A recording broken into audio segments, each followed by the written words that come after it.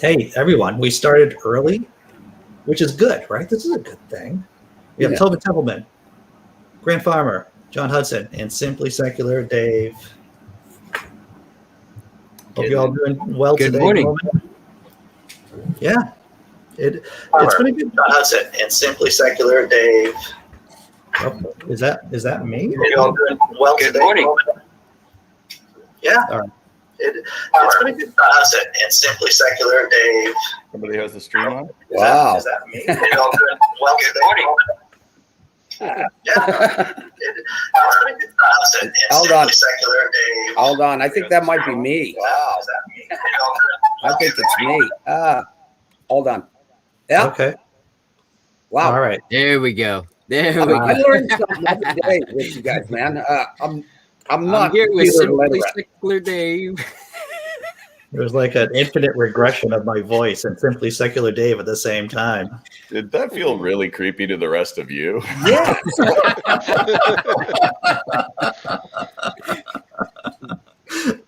I'm sorry. I mean, I gave blood last night, but I haven't lost that much blood.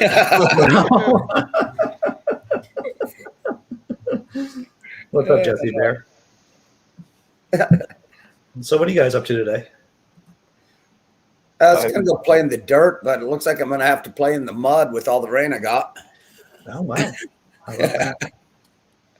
I'm doing the usual, waiting to hear if I'm going to work. And if not, I have a meeting today and maybe I'll mow the yard.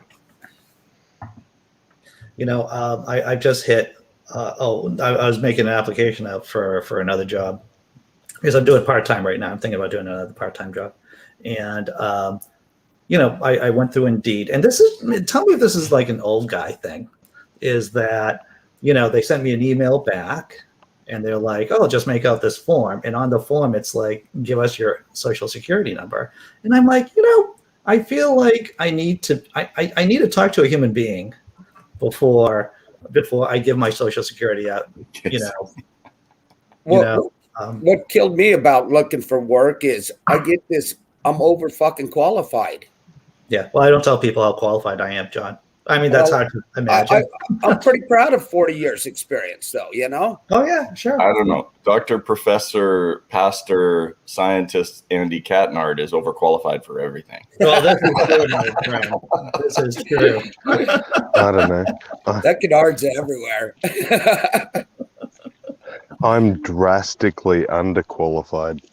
Oh, shit. I don't understand what is overqualified. It's just, you know, tell me what I am. I'm too old.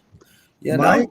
My aunt, she. Oh, no, there is a thing as called overqualified. Sorry, Yeah. go ahead with your aunt. My aunt was a CEO for not a CEO, but she was she was at a high level in one of the insurance companies here in the States, and she retired.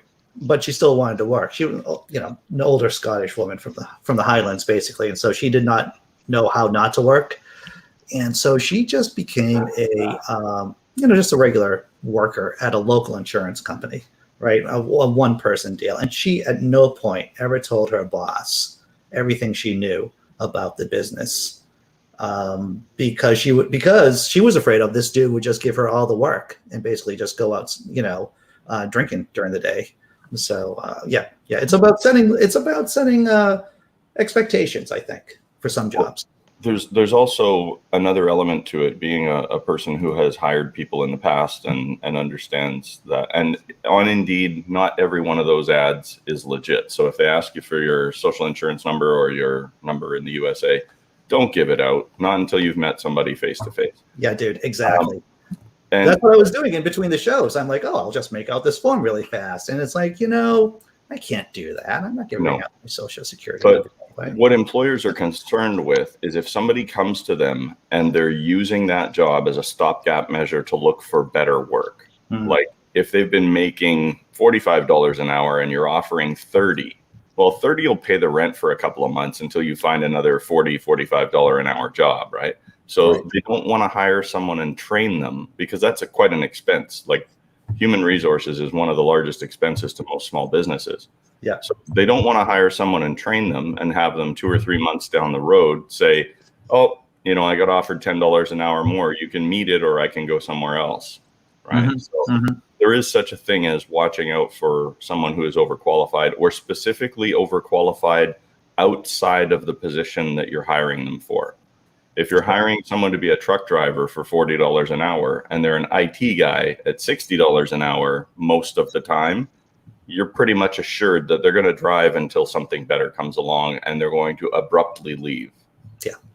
Well, and that's what I've been doing is if I went back to work, I want to step down. I don't want to push work anymore, you know? And you got a good point there, Dave. I never looked at it that way. Yeah, it happens. But I don't want the responsibility, you know? And that is one of the things that makes human resources so important. If you can hire someone who is drastically overqualified for a position that doesn't want, they've been through their career, they've bought their house, they have their classic car in the garage, the kids have moved out of the house, and they just want to go to work and enjoy doing something they like doing without being burdened with the tremendous responsibility that management comes with in some certain circumstances. They don't want to be the health and safety guy. They don't want to be that person. They just want to go and pull some levers, carry some things around, do some work, make some good things happen, contribute to society, make a little money to blow here and there, go to bingo on Thursday nights. Yeah. That's the perfect person to hire because they're going to make very few mistakes. They're going to be very valuable to the company. And they can probably, if somebody else doesn't make it to work, they can probably jump over and fill another role with very little or no training. So that's the kind of thing that human resources loves. On the other, flip side of the coin, there's always a double-edged sword out there somewhere, right? So Cool. But identifying that person is difficult. Gotcha. So I should put that on the top of my resume. That's what you're saying, Dave. Absolutely. Why not? Yeah. How would I word that exactly? But it's all really kind of speculative. I mean, Yes. who's to say that this overqualified person wouldn't stick around? There's certain situations, things that, how do they go, okay, that's the most likely thing that's going to happen. Right, exactly. And what you're hiring people on, you could hire somebody who is a part-time drag racer and kills himself on the weekend right after you've trained them. It's a complete waste of your money, but you cannot count on doing that. Somebody could get shot in a mass shooting event. Somebody could win the lottery.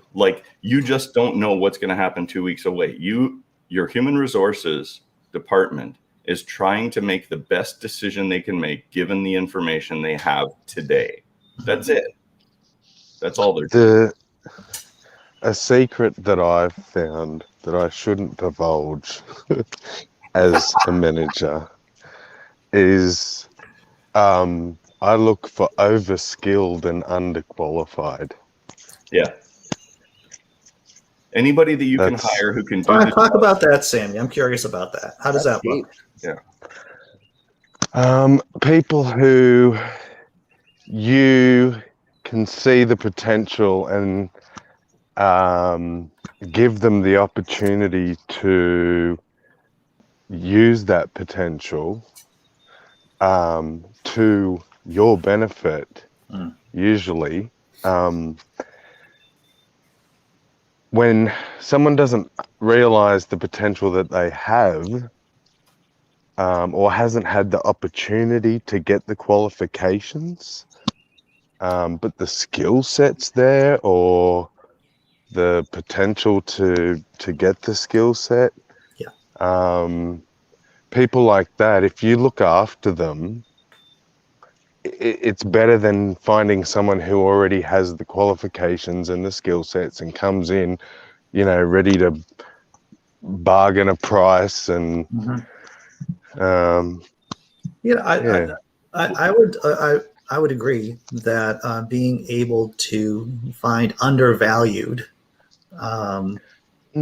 That's a good way of putting it. Yeah. But that does take a bit of looking into the crystal ball, so to speak, right? And there's an art to it as well as a science, I imagine. Well, there is and there is. Well, as you would know, in this industry, I go through a fairly high turnover of staff. Yeah.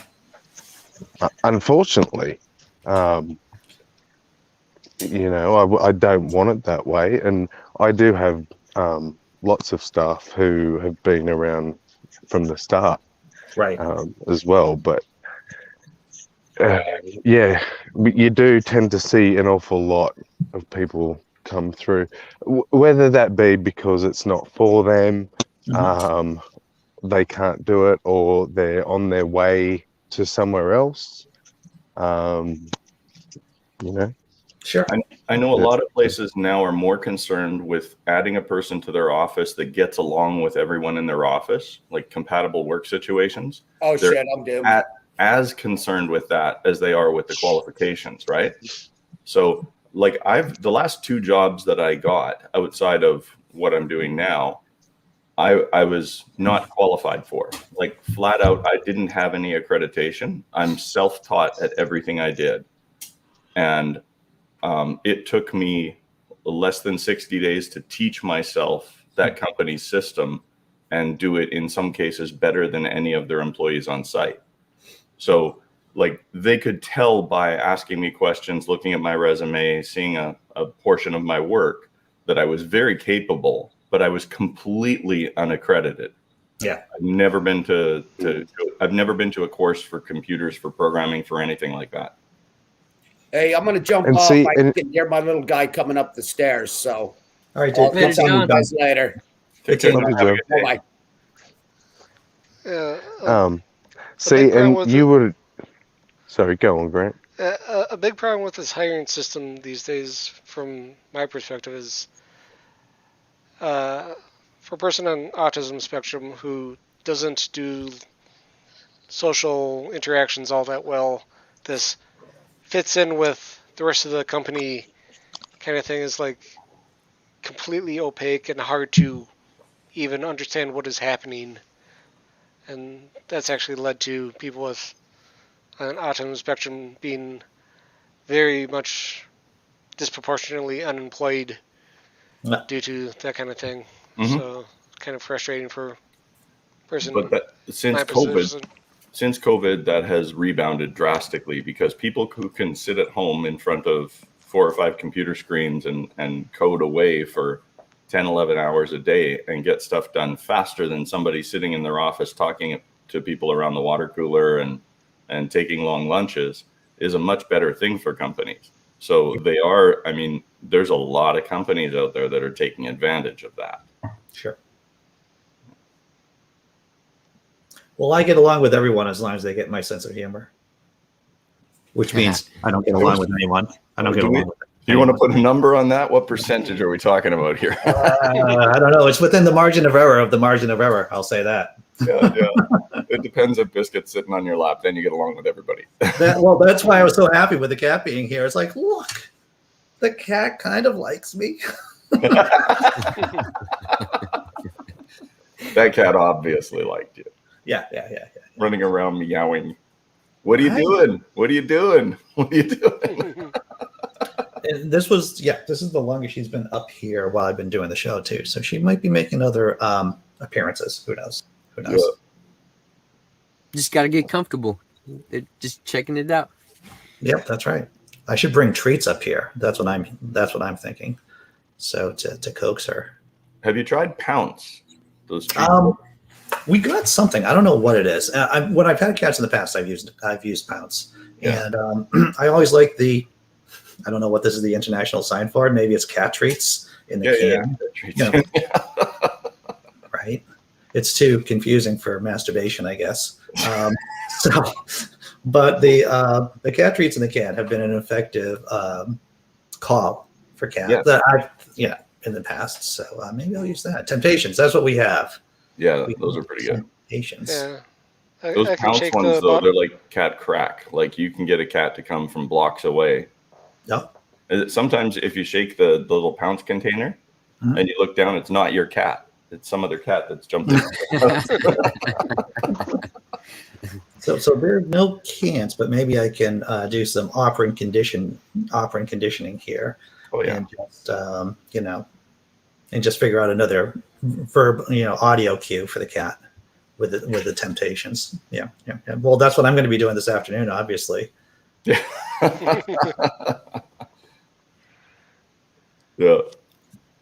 Yeah.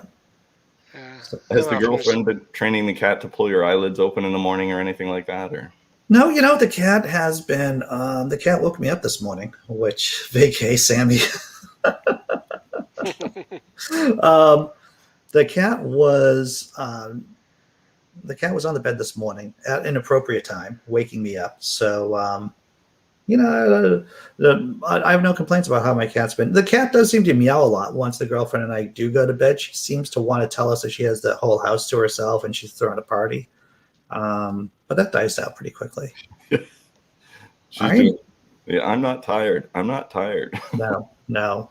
Iron Cherry J asked Dave, how does secular Dave deal with those religious Canadians? Well, I have a 2-pronged plan to deal with them. It's called Neil and Randolph. I just send them over there. You just send them over there. Very good. Very good. I should mention that I am going to be on vacation on Monday and Tuesday. And so I'm flying back on Tuesday. I'll be doing the show on Wednesday. And so I am going to be dropping a video I did with Secular Cinephile. It's all going to be about secularism and cinema. So I'm going to try to divide that into 2 parts and drop a video on Monday and drop a video on Tuesday too. And then on Wednesday, I'm going to do the whole crazy system again. Yeah. Well, we'll do something. Is Canada mostly secular? Wow. I don't want to drone on, so stop me when I get boring. Nobody? Not yet? Okay. So I live in Vancouver on the West Coast, in Metro Vancouver. Not too far from Neil, not too far from Randolph. And we live in one of the more progressive cities on earth, much less in Canada. And Canada is fairly progressive for the most part compared to the United States. Everywhere you go, you're going to have a small element of extremists, and we have those here too. We've had gatherings of Trumpsters, upwards of 2,000, 2,500 people, but they have dwindled up. We have a lot of hardcore evangelicals, and we have a lot of people who are just really committed to whatever religion they happen to be in. It's the same everywhere you go. I don't know what the exact rate is, but I think according to the latest census, we're somewhere around 33% nuns, N-O-N-E, none. So it's higher than average across North America. We have a lot of people who do not identify with a religion, regardless if they're going to church twice a year, the Easter Christmas thing, or whether they, identify as Jedi or whatever. But it's not like Austin, Texas. It's not like, Florida. It's not like a lot of places in the USA, and it's definitely not like the East Coast. You go to Philadelphia, it's a different world out there. So we have to be mindful when we're out here and we have it easy. And you can sit down and have a conversation with the most. I've had a conversation with a 70-year-old Pentecostal who literally spoke in tongues while I was sitting there at the table with her. But we had a conversation that ended with, "Have a great day." Okay, Dave. I think you buried the lead on this.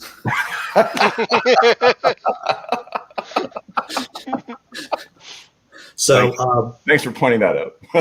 You're having, so what immediately, because we're doing, Sammy knows this, ABC, right? So it doesn't always be closing, but it's the antecedent to the behavior itself, and what happened after the behavior. This is how we look at people who are like engaging in inappropriate behavior. So what were the antecedents to, what were you talking about with her before the incident?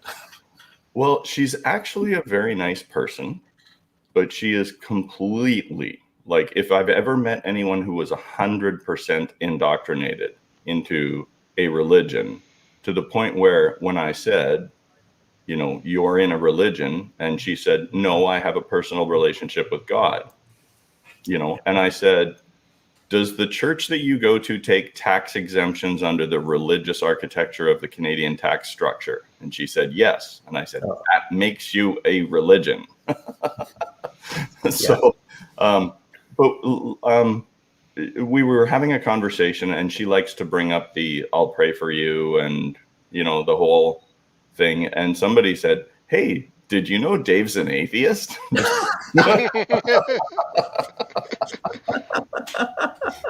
So I said to her, more than being an atheist, I'm into the whole idea of epistemology, of what we believe and why we believe it.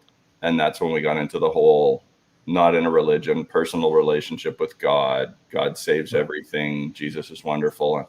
And can you give me an example? And, we got into the whole, Anthony Magnabosco, street epistemology. Oh, you can't see my little sticker. There's a street epistemology sticker right here. Okay. But it's covered up by the green screen. So I got into asking her a bunch of questions, and there was people sitting around listening, and a couple of them just do not like religion. Like they are I don't think they're like the angry atheists. They're just sick of people with the, dragging the religion into everything. And a couple of people we were at a big table group of friends, and they got up and walked away because they just didn't want to hear her nonsense. It just doesn't make any sense to them, and they're sick of listening to it. But there were some other people who were actually listening, like, oh, okay, that, this is the way we question somebody like that, or this is the way we interact with somebody who's acting like that or has that belief system. This is the way we can kind of bring out some questions and have a conversation with them about religion without it getting overheated and filled with animosity, right? What was the question? If there was one question immediately that immediately was before the talking in tongues, do you remember it?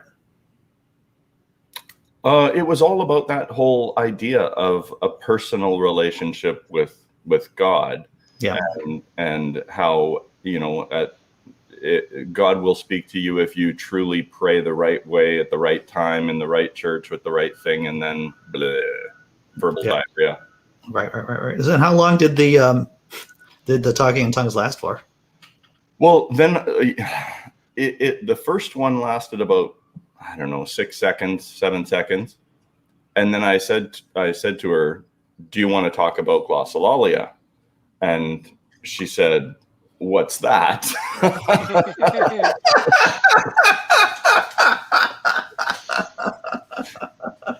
It's a normal question.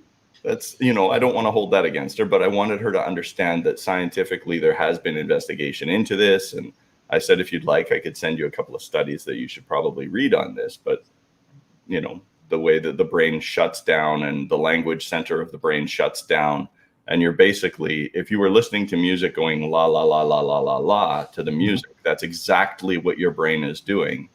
And there is no repetition of words that can conform to any known language. And of course she said, well, it's not a known language, it's the language of God, right? So but I said to her, well, you shouldn't be listening to me about any of this stuff. You should be looking into it yourself if you want to know the truth. And she said, I already have the truth. And then spoke in tongues again. Wow, dude. I just want to talk about the most important issue that you just brought up. And this is what the girlfriend touched on. Dave, when are you going to start saying "I dear" the proper way? The proper way. Yeah, religion is the motherlode of bad ideas. So we were talking about Canada and its lack of religiosity, or the amount of religiosity. I was just looking at Massachusetts, and we seem to be tied here in terms of the least religious state in the union. We're tied with we're tied with New Hampshire of all places. So New Hampshire and Massachusetts, as per the Pew Research Center, and the number one most religious state is Alabama. No surprise there. And if you correlated those numbers to average wealth, average prosperity, I would call it, in those regions, do those numbers collide at all? Oh, let me tell you, there is a positive correlation between how much money you have in your pocket, or how much you make, the average worker makes in states, and the lack of religiosity. Did I say that right? I think there might be a negative correlation. lack of religiosity goes down, the amount of money in your pocket goes up, basically. Yeah. And Massachusetts is considered, along with Connecticut and New Jersey, to be the most affluent states in the union. Well, of course, Alabama and Mississippi is the number 2 most religious state, is, one of the poorest ones. Yeah. Kendra just had a really interesting experience the other day. She was going to a food place, and as she was going into the food place, like driving, there was a person who stopped her and waved at her and was trying to hand her a pamphlet for Jesus. And of course, she didn't even roll down the window, and she went to her parking spot, got what she wanted, but she came back, sat inside the vehicle with the kids, and they're all just enjoying their treat. And she was watching the vehicles come into the parking lot, and this man trying to stop people to talk about it. And as she was sitting there, she said she didn't see one car stop at all to even to acknowledge the guy. I wonder how religious Texas really is. Well, you have to how many attribute people that would stop. You also have to attribute that to how rude is it to stop somebody in their car when they're trying to get somewhere, maybe pick up their kids, something like that. There's a lot of that in there too, right? Yeah. And there's also, if someone is already religious, why do they need to be proselytized to by someone who's religious? They already have it. Or if they have a different religion. I can't even find a reason why I would be outside trying to stop people to hand them flyers for how I think about. I can't even grasp that, really. Yeah. Well, if your church is struggling and you need more membership, and you tell all of the people in your church, go hand these out to people, keep them in your car. If somebody asks you about religion, you talk about religion, you hand these to people so that they come to our church. Well, some people take that as, I'm going to the mall, I'm going to hand these out to everybody. Well, I think, and tell me if I'm wrong, panel and chat, that I think Jesus said the 11th commandment would be go out to convert people, right?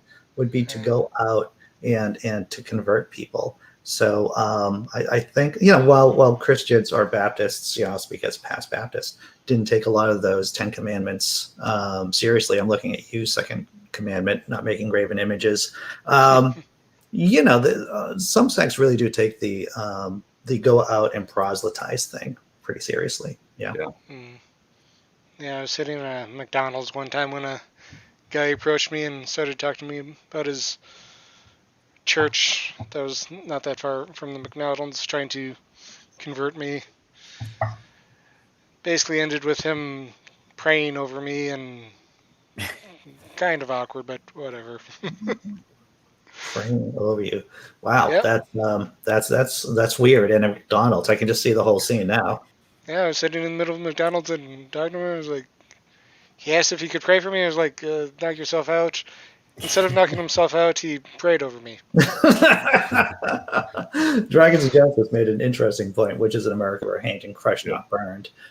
If you ever come to Salem, Massachusetts, you can take a satanic walking tour of which I've been on, which is excellent. We've had Thomas, I forget his last name. He's part of the Satanic Temple, and I've been actually on his walking tour, and he does a great job doing it.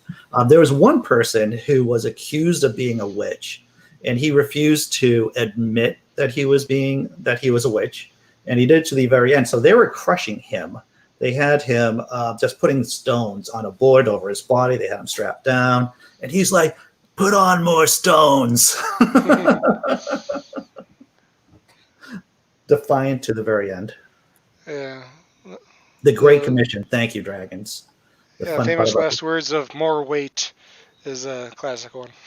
So that's interesting. So that part, the Great Commission, is actually a forgery. Mark ended in 16:8. Thank you for pointing that up. Right, and this gentleman in Salem, he refused to repent and just said, "Just keep putting on those stones." Wow. All right, we got to close out early. This is coming up to 10:30. We've got a couple of minutes to go, but so Tobin, are you dropping a video later on today? You were saying? Oh yeah. I'm going to show my support for Pride Month. Really, uh, my my model car is uh uh, is I'm gonna have a hard time like trying to hype it up, but the other people who are taking participating in this event, they do these cars that actually that they do spectacular jobs. Like I don't know, but yeah, and I'll be making another my last song this weekend that's to the Truth Claims album, and yeah, Very cool. so Very look cool. out for that. This is my purple 1970 AAR CUDA with a factory 340 6-pack. Heck Ooh. yeah. Very nice, Dave. Sorry, the lightning pad. I'll pull the hood out. There we go. Yeah, I had the opportunity to buy one of these when I was a kid, and my parents wouldn't let me. So I built a model car version, not the same. Good for you. All right. Oh, What are you gonna say, Sammy? Maybe nothing. Maybe that was just an errant sound. So everyone, thanks for showing up today. I have to. Hey, Iron, look at this. We got a fan. Another fan. Iron Cherry Deer. Tobin is a great songwriter. Keep it up. Good. Though I am looking forward to you dyeing your beard rainbow. that's not a bad idea. I have done it before, but I haven't done the rainbow yet. Right. New experience. Okay. We're gonna do the same thing tomorrow. Maybe the cattle show up. Maybe not. Oh, hey, the girlfriend said she'd throw a couple of shekels in to Tobin if he dyed his hair. A couple of bucks there. Who knows? That could be a great fundraising. Don't be an instigator, girlfriend. Oh, we are well matched, the girlfriend and I. We are both instigators. That's what we are. We are instigators, if nothing else. Thanks for showing up, everyone. I have to go and get ready for work, but I will see you all tomorrow at the normal time, 9 a.m. Awesome. Take care, everyone.